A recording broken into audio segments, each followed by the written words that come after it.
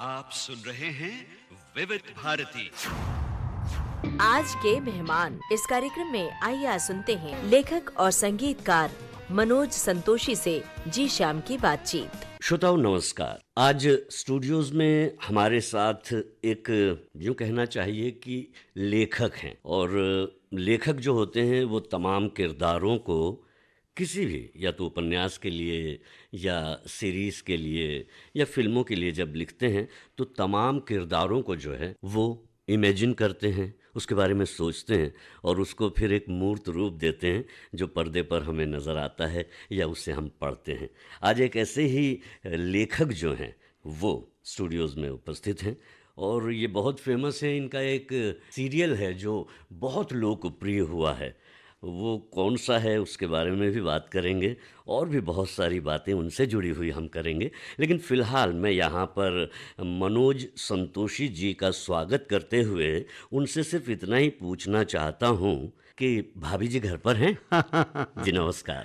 Sir नमस्कार। और मेरी बड़ी खुशनसीबी है कि मुझे आपने आकाशवाणी जैसे बहुत बड़े मंच पर, मतलब कहेंगे कि इसको दुनिया का सबसे बड़ा मंच में मानता हूँ, क्योंकि हम जब बचपन में हमने गाने और चीज़ें सुनना शुरू किया तो आकाशवाणी ही सबसे बड़ा माध्यम था। हम जितने भी म्यूज़िक सिंगर थे, म्यूज़िक डायरेक्टर थे, सबके जो वो फरमाइशी प्रोग्राम हो या अन्य बेला के फूल कार्यक्रम हो या हवा महल हो या बहनों का कार्यक्रम हो या कृषि दर्शन हो, तो वो सारे के सारे प्रोग्राम मुझे बहुत अच्छी तरह से याद हैं। और जो वैरायटी आकाशवाणी में देखने को मिलती थी, क्लासिकल म्यूज़िक से लेकर के लाइट म्यूज़िक तक, क्षेत्रीय म्यूज़िक तक, इंटरनेशनल म्यूज़िक तक, सारे म्यूज़िक जो है वो उनका समावेश आकाशवाणी में देखने को मिलता था। तो मैं बहुत तहे दिल से आप लोगों का शुक्रिया अदा करता हूँ कि आपने मुझे इतने बड़े मंच पर बुलाया। मेरी कोई ऐसी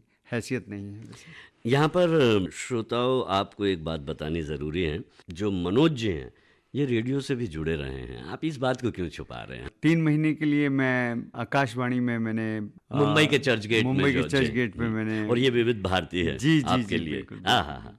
तो सईद राही साहब के साथ, मतलब मैं वो थे बॉस, और हम वो जैसे जैसे बोलते थे भाई ये रिकॉर्ड बजाना है और ये इसको हाँ जी। निकालिए, उसको सुनिए, चेक करिए इसको, हाँ। तो वैसा कुछ किया करते थे हम लोग। इंटर्नशिप जो थी आपकी वहाँ से शुरू हुई जी थी, जी सर, यूँ कह सकते हैं आप। बिल्कुल। और सही मायने में मुझे वहाँ से जो मेरी कहूँगा कि स्कूलिंग जो कह सकता हूँ मैं, और वहाँ पे मुझे बड़े आर्टिस्टों को सुनने का मौका मिला। मेहदी हसन खान साहब को मैं नहीं जानता था उससे पहले, लेकिन वहाँ पे मुझे पता चला कि बड़े गज़ल सिंगर हैं मेहदी हसन खान साहब, तो वहाँ से मेरी शुरुआत मैं कह सकता हूँ। इसमें कोई दो राय नहीं है कि विविध भारती आकाशवाणी ये एक ऐसा मंच है जो हमें अपनी संस्कृति से जोड़ता है, अपने लोगों से जोड़ता है, अपने जीवन की बातों से जोड़ता है, और इस जुड़ाव को आपने महसूस भी किया है। और आज जब आप इतने लोकप्रिय लेखक के रूप में जाने जाते हैं, भाभी जी घर पर हैं इस सीरियल से, इसके बारे में हमें कुछ बताइए। सर देखिए, मैं जब बॉम्बे आया था तो मैं सिंगर बनना चाहता था। अच्छा। तो ऐसा लोग कहते थे कि मेरी आवाज़ बहुत अच्छी है, और तो जब मैंने यहाँ कोशिश करना शुरू किया तो मैंने देखा कि मुझसे बड़े बड़े लोग, बड़े काबिल सिंगर जो हैं पहले से ही मौजूद हैं, तो मैं उनके सामने काफ़ी अपने आप को छोटा पाया। मैंने कह सकता हूँ कि मैंने फिर आगे कोशिश नहीं की, वो कोशिश मेरी बेकार चली गई। तो जो सीखा हुआ संगीत था, रुचि जो थी सर वो सुनने तक बरकरार रही। उसके बाद में मैंने, मतलब गाना गाऊंगा ऐसे ख्वाब मैंने पालने बंद कर दिए, क्योंकि मैंने देखा कि एक से एक गलेबाज, एक से एक क्लासिकल सिंगर, एक से एक उस्तादों से सीखा हुआ बंदा जब यहाँ पे स्ट्रगल कर रहा है, तो मैं तो कुछ भी नहीं था उनके सामने। मैं तो सुन सुन के सीखा था। लेकिन इस दौरान क्या हुआ कि बॉम्बे आ गया था। बॉम्बे एक बार आ जाते हैं आप तो फिर जाने की इच्छा नहीं होती है, कुछ तो करने का मन करता है। मेरे साथ भी वही हुआ। हालांकि मेरे ब्रदर भी बॉम्बे में पहले रहते थे, तो हर परिवार का एक ये रहता है कि भाई बच्चा जो है वो बिगड़े नहीं। फिल्मी लाइन को बिगड़ना बोलते हैं पुराने ज़माने के लोग, तो उन्होंने कहते हैं कि भाई तुम जॉब वगैरह करो और ये फिल्मी लाइन के चक्कर में मत पड़ो। अच्छा, हमें तो इसकी लत कहें तो ज़्यादा बेहतर होगा कि लग गई थी कि नहीं, हमें तो कुछ करना है। और हुआ यूँ कि हमने घर छोड़ दिया भाई साहब का, और फिर स्ट्रगल शुरू हो गया। तो अब सरवाइव करने के लिए हमें कुछ तो चाहिए था। मैंने कहा अगर सिंगर भी बनना है मुझे, तो मुझे रहने के लिए खाने के लिए कुछ ऐसा जुगाड़ करना पड़ेगा इससे। तो फिर एक हमारे दोस्त थे, हमारे रूममेट भी थे और दोस्त भी थे, तो उन्होंने हमसे कहा कि अशोक पटोले साहब को ज़रूरत है एक बंदे की जो उनकी लिखी हुई चीज़ों को फेयर कर सके। अच्छा। हाँ, वो एक शो लिख रहे हैं और वो जो मेरे दोस्त थे वो थे बृजमोहन पांडे। बृजमोहन पांडे साहब जिन्होंने शक्तिमान सीरियल लिखा था दूरदर्शन के लिए, तो हम लोग साथ में ही हम लोगों ने स्ट्रगल शुरू किया था। तो उन्होंने कहा कि अशोक पटोले साहब को एक ऐसा बंदा चाहिए जो उनकी फेयर कर सके। और उस टाइम पे जो है वो उतना कंप्यूटर पे टाइपिंग करने का उतना चलन नहीं था, हाथ से ही हम लोग लिखते थे। तो मैं अशोक पटोले साहब के यहाँ पे बतौर, मैं कहूँगा कि उनकी नकल करके उसको फेयर राइटिंग के तौर पे, क्योंकि हिंदी भी मेरी ठीक ठाक थी, तो अब ऐसा करते करते मैं कब राइटर बन गया मुझे पता ही नहीं चला।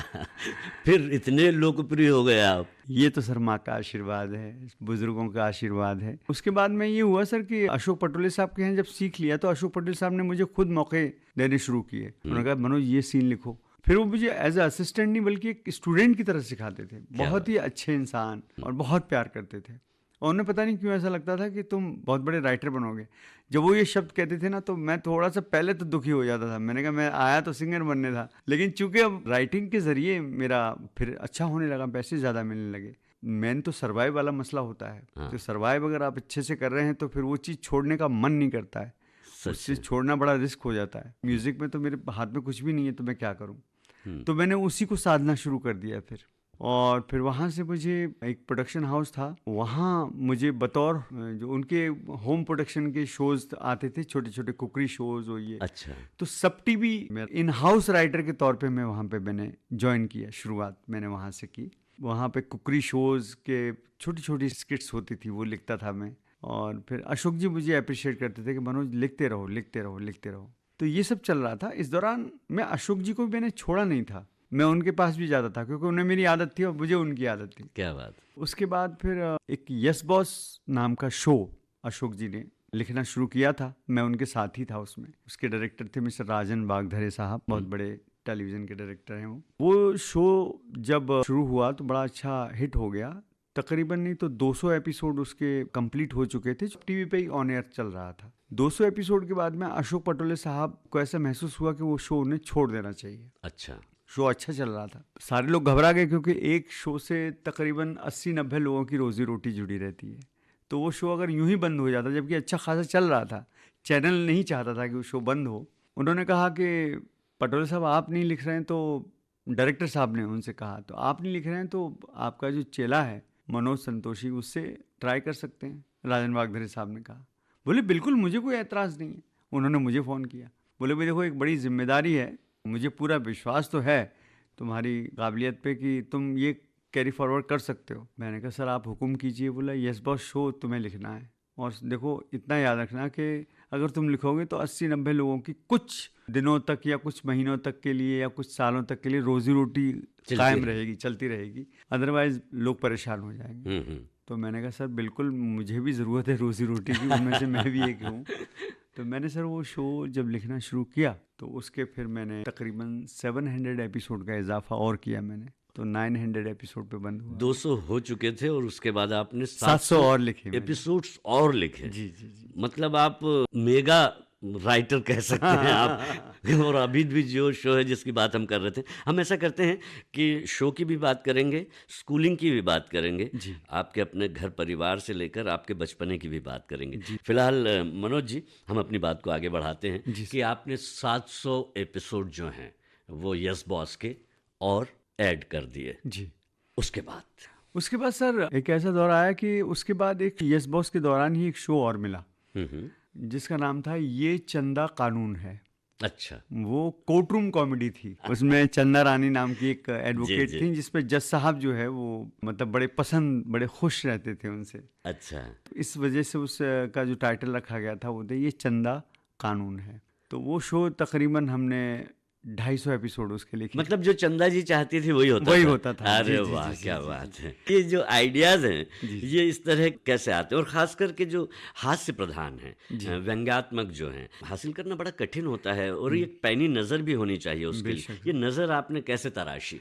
ये मेरी स्कूलिंग एक्चुअली कॉमेडी से चुकी हुई। अशोक पटोले साहब हमेशा कॉमेडी ही लिखते थे और जो श्रीमान श्रीमती से मेरी शुरुआत हुई। हालांकि एक सीरियल उनका पे हसरतें नाम का एक शो भी आता था, उसमें भी मैं जुड़ा हुआ था, लेकिन ज्यादा मुतासिर हुआ उनके कॉमेडी लिखने के अंदाज से, क्योंकि पंच कॉमेडी को उन्होंने इंट्रोड्यूस किया है। जब श्रीमान श्रीमती, ऑल द बेस्ट, तेरी भी चुप मेरी भी चुप, इस तरह के शोज मैंने उनके साथ बतौर असिस्टेंट मैंने उनको असिस्ट किया ऐसे शोज में, तो मेरी जो स्कूलिंग थी वो बिल्कुल कॉमेडी की सोच हो गई मेरी वैसे।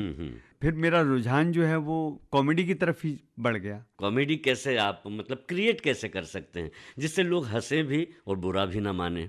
ये सर, इसका भी एक वजह है कि हम दुनिया को बड़ी मजाक की नज़रों से देखते हैं। अच्छा, एक्चुअली क्या होता है कि देखने के दो नज़रिए होते हैं हर इंसान को। बताइए। जैसे एक पुरानी कहावत है कि कोई देखता है कि भाई आधा गिलास खाली है जी जी, और आधा भरा हुआ ये है। आशा निराशा। हाँ, तो वैसा ही कॉमेडी का है कि अगर कोई गमगीन बात भी चल रही है, कहीं कोई गमगीन किस्सा अगर वहाँ हो गया है, कुछ ऐसे हालात पैदा हो गए हैं, वो ठीक है, हम उस नजरिए से तो देखते ही हैं। हाँ, वो पूरी दुनिया देखती है। जैसे कि कोई बंदा है बेचारा, अगर वो जा रहा है तो केले के छिलके पे उसका पैर फिसल पड़ता गया है और फिसल जाता है, गिर जाता है। ट्रेजेडी तो उसके साथ हुई है। अगर हम कहेंगे अरे अरे बेचारे को लग गया, अरे और चोट भी लगी उसको। चोट भी लगी, लेकिन हम अगर देखेंगे कि उसको ऐसे करके कुछ ऐसे हाँ, गिरा, हाँ, तो उसके जो मूवमेंट्स आए, हाँ, तो वो जब गिरा उसमें, तो फिर उस पर कॉमेडी भी निकल आती है, अगर आप उस नज़र से देखें उस तो। नज़र से देखते हैं आप। हाँ, ये आपने इसको डेवलप करना शुरू किया फिर इसी को नज़रिए से। और दूसरा क्या हुआ सर कि अशोक पटोले साहब के अलावा मेरे जो तजुर्बात रहे हैं, मैं लोगों से मिला। उमर शरीफ साहब से मेरी मुलाकात हुई। इतना बड़ा कलाकार मैंने कॉमेडी का देखा नहीं, सही कहूँ। मोइन अख्तर, इनसे मैं बड़ा मुतासिर हूँ। इंटरव्यू लेने का और उनका जवाब देने का, उनका क्या बात है, क्या शोज है, क्या बहुत लाजवाब। तो उनसे मैं बड़ा मुतासिर रहा। उनकी चीज़ें मैंने बहुत देखी, उनके ड्रामेज बहुत देखे, उनके टेलीविज़न शोज वगैरह देखे मैंने। बकरे किश्तों पे देखे मैंने, प्रोग्राम आता था टेढ़ी बात, उनके कई सारे ड्रामे थे उनके, वो मैंने देखे मोइन अख्तर साहब के। वहाँ मुझे इस चीज़ का एहसास हुआ कि कॉमेडी ऐसे भी होती है। उनके कॉमेडी के अंदाज बड़े अलग थे, और अलग अलग। तो मैं जब उमर शरीफ साहब से मिला तो मैंने उनसे पूछा, कोई बच्चा जब मिलता है किसी उस्ताद से, तो मैंने कहा सर कॉमेडी कैसे क्रिएट की जाती है? तो मैं उनकी ज़बानी आपसे कह देता हूँ। तो उन्होंने कहा कि देखिए, हर चीज़ को ना आप बिल्कुल मजाकी अंदाज में देखना शुरू कर दीजिए दुनिया को, तो आपको कॉमेडी नजर आएगी। और अगर आप गम की नजर से देखेंगे, सीरियस हो जाएंगे, अगर सीरियस उसको नजर से देखेंगे तो सीरियस नजर आएगी। बिल्कुल। तो आपका नजरिया वैसा होना चाहिए, तो कॉमेडी आपको वहां से मिल जाएगी। क्या बात है। हम यही सोचते थे कि लिखना तो एक बात है कि हम कुछ भी डिटेल लेकर लिख देते हैं, लेकिन कॉमेडी उसमें से ढूंढना, उस नज़र से देखकर ढूंढना और फिर उसे लिखना। जो ये पंच कॉमेडी जो आपने कहा, इसके बारे में भी थोड़ा हमें बताइए। ये जो इंट्रोड्यूस किया जो जी अशोक पटोले साहब ने, मतलब पंच कॉमेडी का एक खासियत ये होती है कि आप कन्वर्सेशन करते करते करते करते करते करते करते करते आ रहे हैं और लास्ट में एक खड़ाक से पंच और एक रिएक्शन आया सामने वाले का। हाँ, वो उस पर पंच पड़ा लास्ट में। हाँ जी। तो जैसे एग्जाम्पल के तौर पे, बैड एग्जाम्पल कि मतलब बीवी ने कहा अजी सुनते हो, ये पुराना है काफी, अजी सुनते हो, तो हस्बैंड बोला हमेशा सुनता ही तो रहा हूँ। हैं? तो ये पंच क्या बात है। तो बस इतने से मैं आपने बहुत ये है तो पंच कॉमेडी। ये पंच कॉमेडी जो आजकल हम देख रहे हैं कि बहुत ज्यादा इस्तेमाल भी हो रही है, रील्स में भी हो रही है। रील्स में तो बहुत ही ज्यादा हो जाती है, बहुत ही कम समय में जो है ये पंच कॉमेडी नजर आती है। और सीरियल्स में भी, सीरियल्स में तो चूंकि समय रहता है तो उसे हम थोड़ा आगे बढ़ा सकते हैं, एक्सपेंड करके फिर हम वो पंच मार सकते हैं कॉमेडी का। ये बात है। डिफरेंट जो शोज आते हैं आपके स्टैंड अप कॉमेडीज वगैरह, उसमें ज्यादातर पंच कॉमेडी का इस्तेमाल होता है।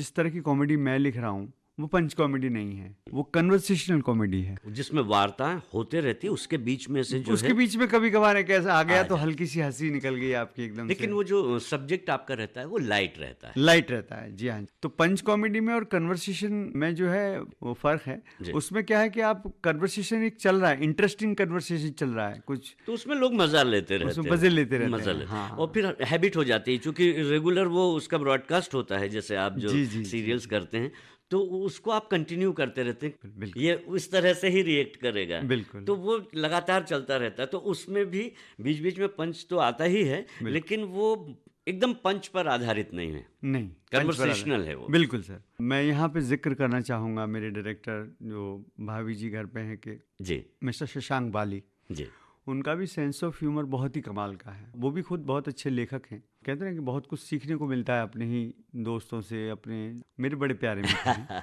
और मैंने बहुत कुछ उनसे सीखा है। उन्होंने मुझे एक विट जो होता है, विट जो होता है।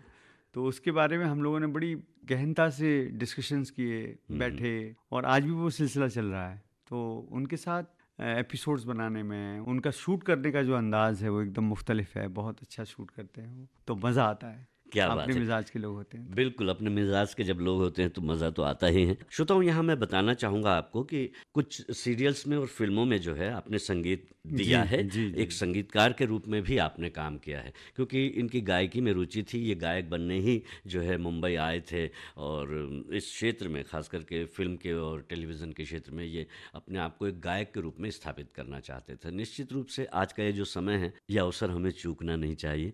हमारे सामने एक ऐसे गायक और संगीतकार हैं जिन्होंने फिल्मों में भी दिया है संगीत, सीरियल्स में भी दिया है, और वो गाते भी बहुत अच्छा है। तो आप कुछ गा कर सुनाइए। Sir thank you. मैं गज़लें ज़्यादा सुनता हूँ, तो एक गज़ल, इजाज़त हो आपकी तो गज़ल गुनगुना। बिल्कुल, इरशाद। गज़ल जो है वो मुझे अचानक से अभी यूं ही याद आ गई, तो मैं गुनगुना रहा हूँ। ये आप सारे गज़ल जनाब हरिहरन साहब की गज़ल है, आशा भोसले जी ने गाई है। लोग कहते हैं अजनबी तुम हो, लोग कहते हैं अजनबी तुम हो, अजनबी मेरी जिंदगी तुम हो, लोग कहते हैं अजनबी तुम हो। क्या बात है सर, क्या बात है, गजब, बहुत अच्छा। Thank you sir. मुझे लगता है आपको गायक बन जाना चाहिए था। बस जो माँ चाहती हैं वही होता है। वो हमेशा बच्चों के बेहतरी चाहती है। जिस मुकाम पर आप हैं, ये बेहतरीन मुकाम है। इसके आगे भी आपके पास पूरा भविष्य है और आप बहुत अच्छा कर रहे हैं और आगे भी बहुत अच्छा करेंगे। लेकिन एक बात तो है, ये कंट्रास्ट देखिए श्रोताओ, कंट्रास्ट को आप महसूस कीजिए। कॉमेडी सीरियल लिखने वाले, उसके लिए लोकप्रिय होने वाले, इनकी पसंद क्या है? गजल। जी सर। वाह। और गाते किस तरह से हैं, देखिए संजीदगी देखिए गाने की, क्या बात है। बैलेंस कैसे? पूरे जीवन में हर जगह तो ऐसा है नहीं, कई ऐसी परिस्थितियां स्थितियां अपने साथ भी होती हैं, अपने लोगों के बीच में भी होती हैं। तो क्या आप वहाँ पर भी कॉमेडी ढूंढते हैं या फिर उस समय में कुछ मैनेज कैसे करते हैं? बतौर कॉमेडी राइटर तो मैं अपना दिमाग जो है खुला रखता हूँ हमेशा, जब जहाँ भी जाता हूँ तो जो किरदार मुझे दिखाई देता है, जैसे अगर आप भाभी जी घर पे हैं में जो भी किरदार आप देख रहे हैं, ये सारे के सारे रियल किरदार हैं। ये हमारे गांव के हैं। मनमोहन जी का, मनमोहन तिवारी, बिल्कुल हर शख्स में नारायण मनमोहन जी। तिवारी है, हर शख्स में विभूति नारायण मिश्रा है। हाँ जी, हर गली मोहल्ले में टीका टिल्लू मिल जाएंगे, और बिल्कुल। मलखान भी मिल जाएगा हाँ आपको। जी। और भाभी जियाँ तो मिल ही जाती हैं। मतलब जो है एक जो किरदार है अंगूरी भाभी का, ये हमारे गांव में एक ऐसी पर्सनालिटी थी, बड़ी मासूम और बड़ी खूबसूरत लेडी थी, उनका नाम भी अंगूरी था। अच्छा। तो वो जब भी उनके घर पे कोई आता था ना, तो झूठ मूठ को ही अगर आ गया कोई बंदा तो उसको बिना खाना खाए जाने नहीं देती, और बातें उनकी बड़ी मतलब बौड़म पने की हुआ करती थी। तो वो किरदार मैंने वहां से उठाया। लिया आपने, हाँ। और उनका वो डायलॉग तो बहुत फेमस है। तो सही ये पकड़े हैं। नहीं, ये डायलॉग आपने कैसे पकड़ा? क्योंकि लिखा तो आप ही ने है। जी सर। ये क्या हुआ था सर, जब पहला एपिसोड की शूट चल रही थी, बड़े ड्रामे होते हैं सर, अच्छी चीज बनने के पीछे बहुत सारी ड्रामे होते हैं, सही बहुत है। सारी बहुत सारी मुश्किलात कहानियां पेश जुड़ी आती रहती हैं। हैं। सही हाँ। है। तो मैं ज़्यादा उसमें डिटेल में ना जाके मैं कहूँगा कि शिल्पा शिंदे जी जब ये किरदार निभा रही थी, तो उन्होंने कहा कि मनोज जी मुझे तकिया कलाम चाहिए। अच्छा। हाँ, तो मैंने कहा जी तकिया कलाम, तो तकिया कलाम बोले हाँ, मुझे वो बिना तकिया कलाम के वो मुझे अच्छा नहीं लगेगा। पता नहीं क्यों सर, मेरे दिमाग में जो है ऐसे आ गया वो, कि मैंने कहा आप एक काम करिए, एक किरदार तो आपका है कि आप गलत अंग्रेजी बोलती हैं, ऑलरेडी वो हमने कर दिया था। मैंने कहा जैसे कोई आपको करेक्ट करेगा तो आप उसको बोलिए सही पकड़े हैं। तो उन्होंने कहा अरे ये भी कोई वो है क्या, उन्होंने शुरू में उस समय हाँ, समझ में नहीं आया, जुड़ा नहीं वो। हाँ जी हाँ, जी हाँ। तो मैंने फिर फ़ोन लगाया शशांक जी को, तो शशांक जी ने फ़ोन उठाया, बोले हाँ। मैंने कहा सर जनाब एक तकिया कलाम है, बोले क्या? मैंने कहा वो ऐसे ऐसे उसको कोई करेक्ट करेगा तो वो कहेगी सही पकड़े हैं। तो मैंने कहा इसको देख लीजिए आपको कैसे बुलवाना है। उन्होंने उसको हेमा मालिनी के अंदाज में बुलवा लिया, कहते ऐसे बोलो। उनका दिमाग अपना लगाया उन्होंने, सही पकड़े हैं। हाँ, तो इस तरह के मतलब जो है उन्होंने उस अंदाज में एक्सेंट उन्होंने थोड़ा जब सा दिया, उस तरह का लेकर। तो वो सर जब ये कि 2-3 दिन हो गए तो 2-3 दिन के बाद वो पूरे सेट पे फेमस हो गया, वो सही पकड़े हैं, सही पकड़े हैं। तो इस तरह से ये इसका काफी लोकप्रिय हुआ है ये लोकप्रियता जो है कई बार कहते हैं कि थोड़ी ऊपर तक पहुंच जाती है, तो आपके कहाँ तक पहुंची है ये? क्योंकि निश्चित रूप से हर कैरेक्टर जो है, और वो पूरा का पूरा आपके द्वारा बनाए गए कैरेक्टर्स हैं सबके सब, हर कैरेक्टर, किसी भी एक कैरेक्टर की तारीफ का मतलब ये है कि आपकी तारीफ है, जी सर, निश्चित जी, रूप माँ से। की कृपा। तो जब ये इतना लोकप्रिय होना शुरू हुआ, लोकप्रिय हो गया, लोकप्रिय है, तो फिर इसने रेस्ट्रिक्ट तो नहीं कर दिया आपको, या फिर आप कैसा महसूस करते हैं ये बताइए? मैं भाभी जी के अलावा देखिए मेरे डिफरेंट शोज भी चलते रहे हैं, हालांकि वो उतने लंबे नहीं चले हैं लेकिन हिट रहे हैं। जैसे कि भाभी जी घर पे हैं के अलावा जीजा जी छत पर हैं, जी जी। वो बड़ा ज़बरदस्त शो रहा है मेरा।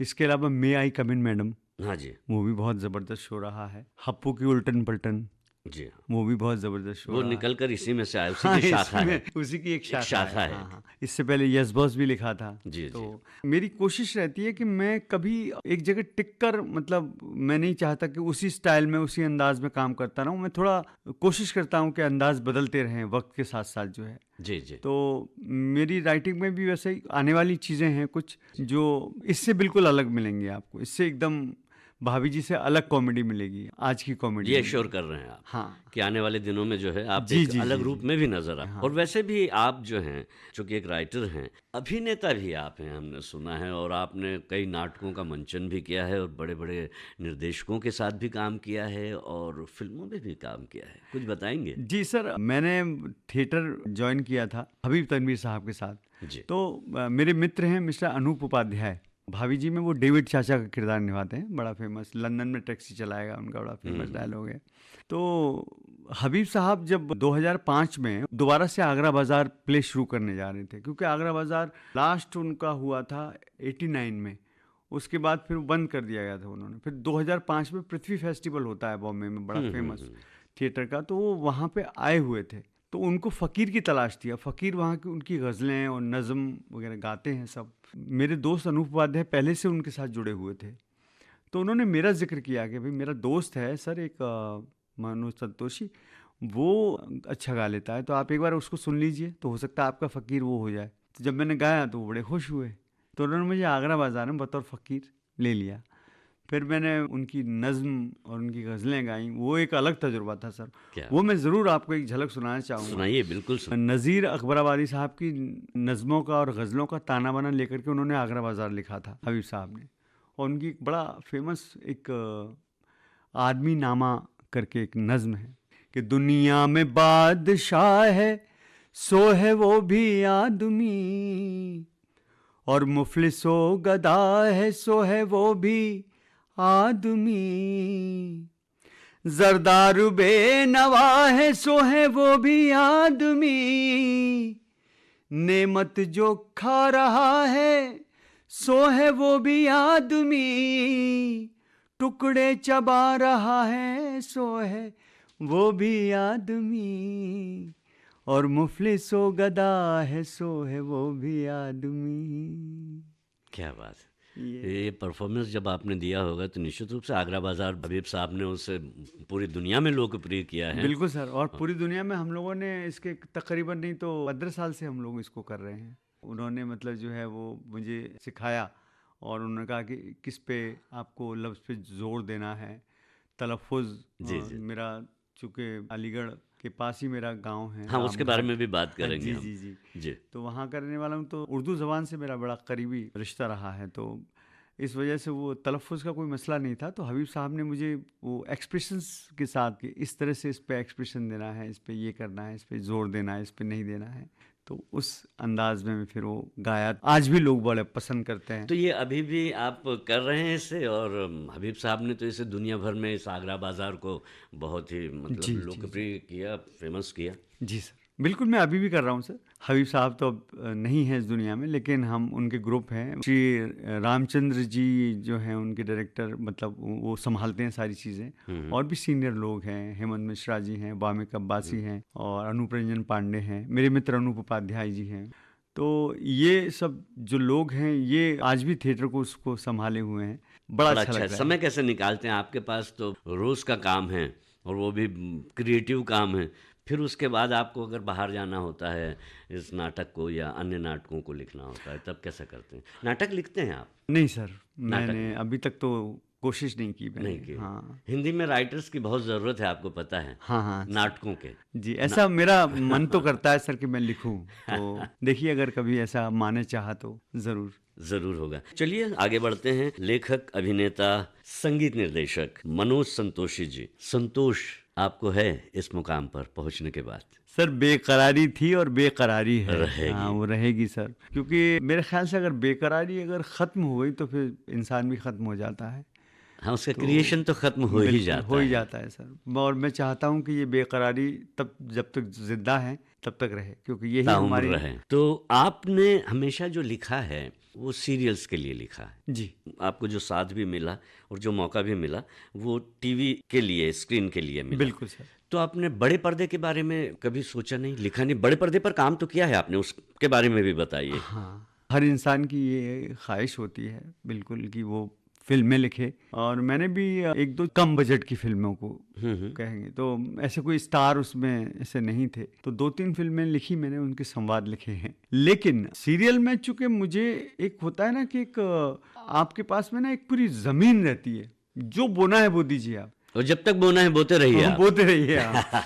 तो वो क्या है ना, उसमें एक लिमिटेशंस नहीं रहती। फिल्मों में बहुत सारी लिमिटेशंस रहती हैं। एक तो समय की रहती है और सबसे पहले। बिल्कुल सर, 3 घंटे में आपको बहुत कुछ कह देना है, सारी चीजें। तो मैं उसमें कोई दोष नहीं कर रहा हूँ, शायद मैं उस काबिल नहीं हूँ, या मैं अपने आप को काबिल बना लूँ तब मैं शायद फिल्म को लिखूँ। या हो सकता है कि आपने लिखा तो है, लिखा नहीं ऐसी बात नहीं है, उसकी कामयाबी नहीं मिली तो हो सकता है कि आपकी रुचि थोड़ी कम हो गई हो, और आपकी रुचि भी होनी चाहिए। बिल्कुल सर, ऐसा कह सकते हैं सर कि टेलीविज़न ने ही इतना कुछ मुझे मतलब दिया हुआ है कि वो फिल्मों की तरफ झांकने का मुझे शायद उतना वक्त नहीं मिलता है। लेकिन अब जाके मैं कुछ चीज़ें कर रहा हूँ, फिल्म कर रहा हूँ। कर रहे हैं आप? हाँ, वो बताएंगे सर, मतलब अभी बताना तो कोई उसका फ़ायदा नहीं होगा। हाँ, चीज़ें चलने लगेंगी तो फिर मैं वापस आकाशवाणी पे ही आके बताऊंगा। लिखने के साथ साथ आप तो एक संगीतकार भी हैं, तो आपने अपना जो टैलेंट है ये सीखा कैसे, कहाँ से, और उसका इस्तेमाल अभी क्या कर रहे हैं आप आज के इस दौर में? जी एक गायक के रूप में तो आप आगरा बाजार में हैं ही, जी सर। वहाँ पर तो है, बाकी जो फिल्मी बाजार है यहाँ पर इसकी क्या वैल्यू है आपके जी सर। संगीतकार की? पहले तो मैं ये कहूँगा सर कि मैं अपने आप को बिल्कुल संगीतकार तो नहीं कहना चाहूँगा, कॉम्पोजिशन कर लेता हूँ सारी उसी चीज़ें। को शायद संगीत हाँ, कह सकते हैं आप सर, चूंकि इतने बड़े बड़े लोगों को देखा है, सुना है, तो फिर वो तुलनात्मक अध्ययन आप कर लेते हैं हाँ, अपने तो आप में, इस वजह से आपको ये लग रहा है, लेकिन आप हैं तो कंपोजर ना सर? हाँ सर, वैसे मैंने काफ़ी शोज वगैरह में टाइटल सॉन्ग्स किए हैं। मैं तो यही कहूँगा सर कि लिखते तो हम पहले भी थे, लेकिन कुछ चीज़ें ऐसी होती हैं सर जो हो जाती हैं करते करते। इसलिए हाँ, करना बहुत जरूरी बहुत है, करना कुछ जरूरी भी। है सर। वो जो कोशिश कहते हैं कि अगर आप कोशिश करेंगे तो उसमें आगे चीजें बढ़ती जाती। बिल्कुल अगर आप थक कर हार कर छोड़ देंगे तो वो हासिल नहीं नहीं होती। होती। और सर, ये माध्यम एक ऐसा है, टेलीविजन हो, फिल्म हो, टीवी शोज हो, सीरियल हो, जैसे भाभी जी घर पे हैं, सीरियल के बारे में मैं कह सकता हूँ कि अगर मैं सिर्फ अच्छा लिखता जी जी, तो ही बात नहीं बनती। उसके लिए किरदार भी तो चाहिए, एक्टर भी बड़े कमाल के चाहिए, डायरेक्टर भी चाहिए उसके लिए। बिल्कुल।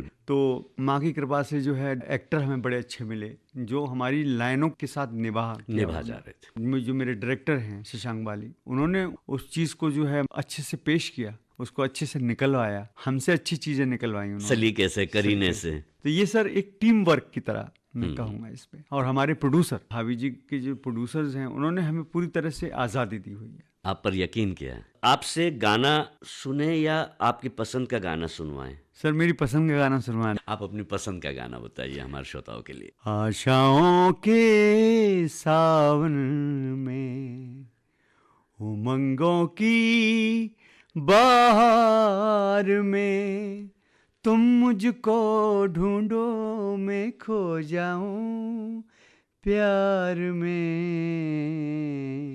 आशाओं के सावन में। मनोज संतोषी जी नाम जब हम प्रोनाउंस करते हैं तो ऐसा लगता है कि सलीम जावेद। सर इतना शर्मिंदा मत कीजिए। ऐसे दो नाम लगते हैं कि अच्छा। मनोज एक हैं और संतोषी एक हैं। और नहीं, अगर जहाँ तक सफलता की बात है तो आपके सीरियल्स के कैरेक्टर भी उनकी फिल्मों के कैरेक्टर की तरह लोगों के ज़हन में आज भी हैं, और सभी के सब जितने कैरेक्टर हैं सभी को लोग जानते हैं, पहचानते हैं। ये तो माँ की कृपा है, दादा गुरु लोग हैं, उनसे तो हमने बड़ा सीखा है। बिल्कुल, हम बिल्कुल। तो बच्चे हैं उनके सामने, तो हम उनके सामने बस खड़े भी नहीं हो सकते, बस इतना कहेंगे सर। ये तो आदर है, सम्मान है आपका। अच्छा, आप अपने बचपन के बारे में बताइए, कहाँ से आप बिलोंग करते हैं?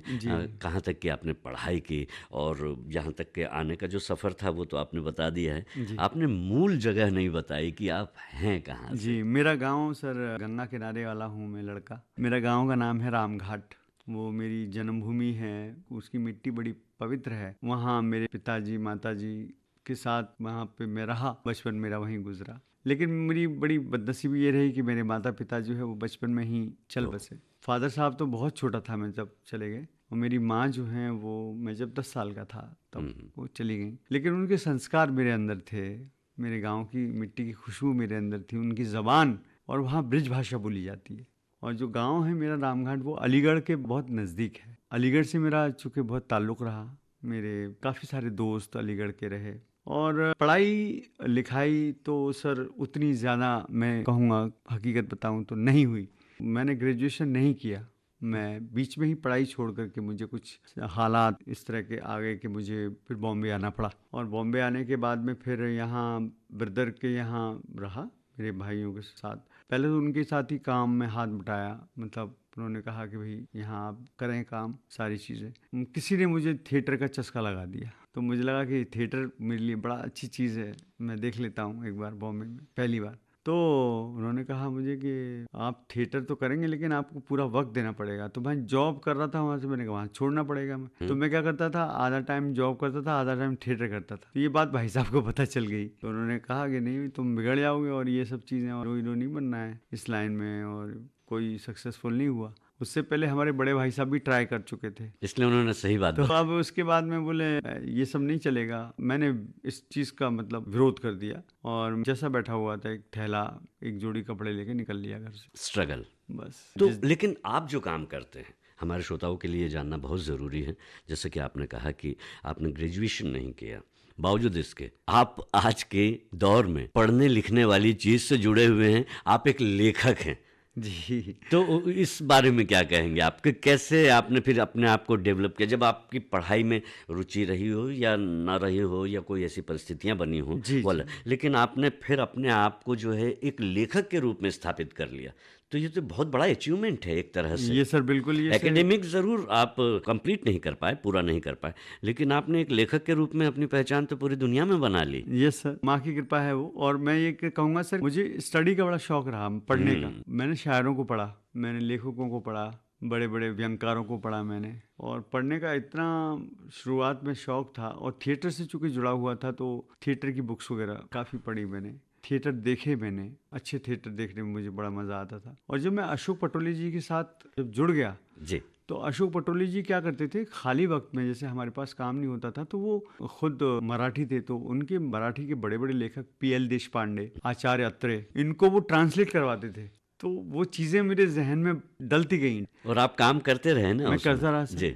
और एक मुश्ताक अहमद यूसुफी साहब हैं, व्यंगकार हैं, उनको मैंने काफ़ी सुना। मेरे एक मित्र हैं, बड़े उर्दू के पढ़ने वाले शख्सियत हैं, वो किताबें लेके आते थे वहाँ से, तो वो लेके सुनाते थे हमें कि भाई ये सुनो यार, यहाँ पे हरिशंकर परसाई हैं तो वहाँ ये हैं। तो मुश्ताक अहमद यूसुफी साहब बहुत बड़े राइटर थे, और उस वक्त सर टीवी पर भी मुश्ताक अहमद यूसुफी के कई सारे प्रोग्राम्स आते थे, वो मैं देखता था। उमर शरीफ साहब, जी जी, उनके ड्रामे टीवी पे आते थे, वो भी देखते थे हम, उससे भी मुतासिर हुए। तो बहुत सारी चीजें वो अभिनय में भी आपके काम आई और आपके जीवन में भी जो है उसने बहुत गहरा और प्रभावशाली असर छोड़ा। बिल्कुल सर। और वरना अगर स्टडी की बात करूँ, पढ़ाई लिखाई की बात करूँ, तो मेरे पास जो सब्जेक्ट था वो था बायोलॉजी, साइंस। और काम आप आर्ट का कर रहे हैं। जी, तो उसका दूर दूर तक कोई ताल्लुक नहीं था तो अगर मैं पढ़ भी लेता तो शायद कंपाउंडर बन जाता। अच्छा, अब हम ये जानना चाहते हैं आने वाले दिनों में आपकी क्या योजनाएं हैं, क्या करना चाहते हैं, अपने परिवार के बारे में बताइए।